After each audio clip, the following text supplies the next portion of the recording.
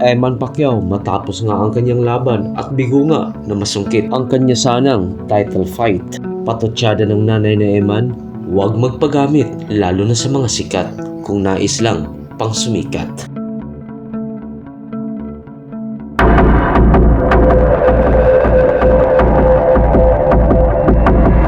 Papa you at Showbiz Top List.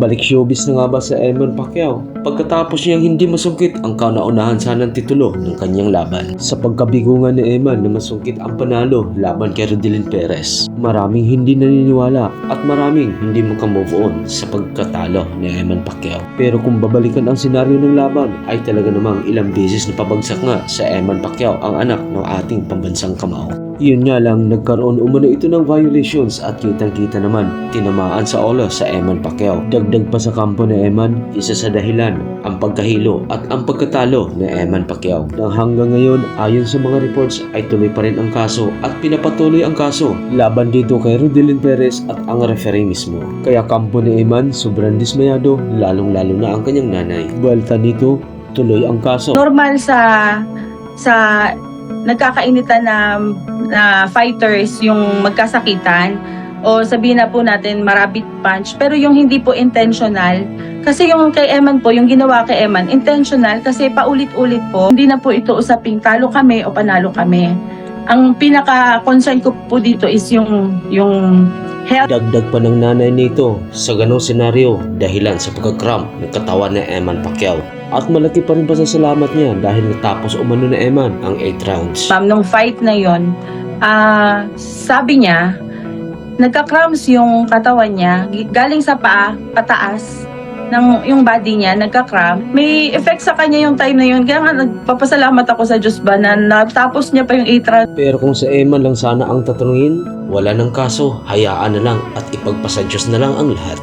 Dahil parte naman niya ng laban. Pero bilang nanay, ay talaga namang susuportahan at gagawin ang lahat, lalo na kung hindi ito kanais-nais. Nagdadasal ko na lang po na maging maayos ang lahat, tsaka desisyon din naman po ito ng mama ko, so respeto ko po ito, tsaka support na lang din po ako sa ng mama ko. At dahil nga sa senaryo na yun, maraming haka-haka at maraming umikot sa social media. Kaya patotsada ng nanay na bumulagta ito sa social media. O baka umano, hindi lang ito dahil sa boxing.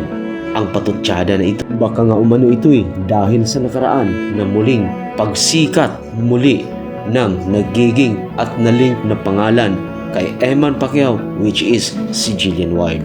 Ang post na ito sa kanyang nanay, para nga ba kay Jillian? Para ba sa showbiz?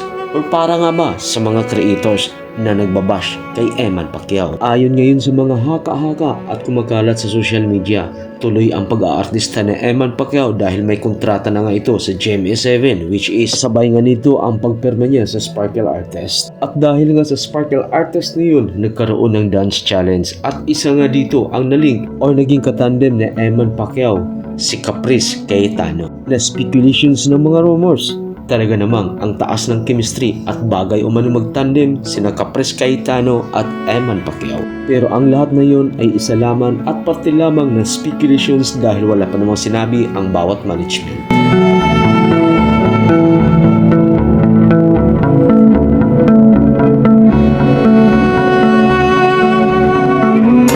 Thanks for tuning in. See you for more updates.